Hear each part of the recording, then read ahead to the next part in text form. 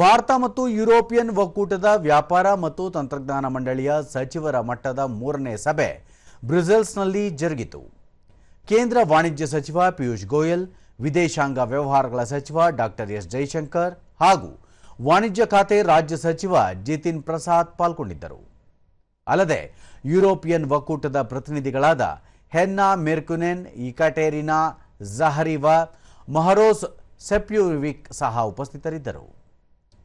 ಹಸಿರು ಹೈಡ್ರೋಜನ್, ವಿಕಸನವಾಗುತ್ತಿರುವ ತಂತ್ರಜ್ಞಾನ ವಲಯ, ವಿದ್ಯುತ್ ಚಾಲಿತ ವಾಹನ, ನವೋದ್ಯಮಗಳು ಸೇರಿದಂತೆ ಹಲವು ವಲಯಗಳಲ್ಲಿನ ಉಭಯ ದೇಶಗಳ ಸಹಕಾರದ ಪ್ರಗತಿಯ ಸಮೀಕ್ಷೆ ನಡೆಸಲಾಯಿತು.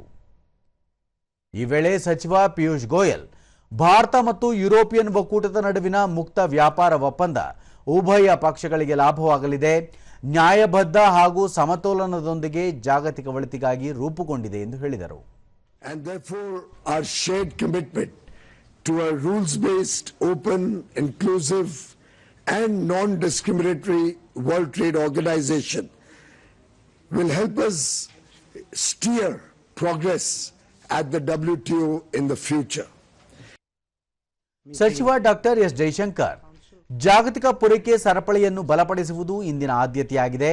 ಭಾರತ ಮತ್ತು ಯುರೋಪಿಯನ್ ಒಕ್ಕೂಟ ಪರಸ್ಪರ ವಿಶ್ವಾಸದ ಮೂಲಕ ಮಹತ್ವದ ವಲಯಗಳಲ್ಲಿ ಜೊತೆಯಾಗಿ ಮುನ್ನಡೆಯುತ್ತಿವೆ ಎಂದು ತಿಳಿಸಿದರು. When it comes to sensitive technologies, this is all the more important. The fact is that emerging technologies literally hold the potential to shape our lifestyle and future. India and the European Union have developed this trust with each other and now strive to take that into the business and technology domain.